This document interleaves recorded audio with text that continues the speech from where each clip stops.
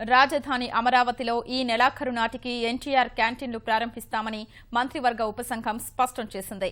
అమరావతిలోని తాత్కాలిక సచివాలయం నిర్మిస్తున్న వెలగపూడి, తుళ్లూరు, నవులూరు ప్రాంతాల్లో ఈ క్యాంటీన్లు ఏర్పాటవుతాయని మంత్రులు తెలిపారు. ప్రతిరోజు ఉదయం వేళ అల్పాహారం, మధ్యాహ్న భోజనం ఈ క్యాంటీన్ల ద్వారా అందిస్తామని స్పష్టం చేశారు. అమరావతి అంటే మన క్యాపిటల్లో ఎన్టీఆర్ క్యాంటీన్ పెట్టాలని ఈరోజు మేము నిర్ణయించుకున్నాం.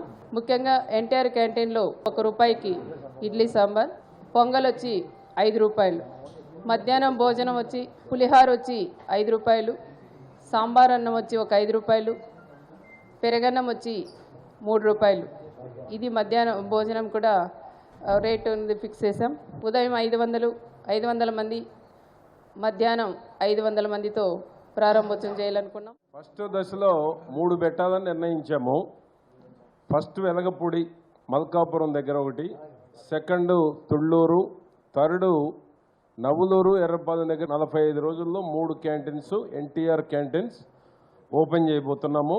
27 అనుకున్నాం. 27 ముఖ్యమంత్రి గారు అవుట్ ఆఫ్ స్టేషన్ కాబట్టి ముఖ్యమంత్రి గారు వచ్చిన మరుక్షణమే ఈ ఎన్టీఆర్ క్యాంటీన్స్ ప్రారంభించడం జరుగుతుందన్నమాట. సబ్సిడీ రేట్లో ఇచ్చేటట్టుగా ఒక క్యాంటీన్కి సుమారుగా పర్ ఇయర్కి ₹50 లక్షల ఖర్చు అవుతుంది. ఈ విధంగా ఈ యొక్క ఎన్టీఆర్ క్యాంటీన్ని స్టార్ట్ చేయడానికి నిర్ణయించడం జరిగింది. తర్వాత నెక్స్ట్ మంత్లో మిగతా 2 క్యాంటీన్లు కూడా స్టార్ట్ చేయడం జరుగుతుంది.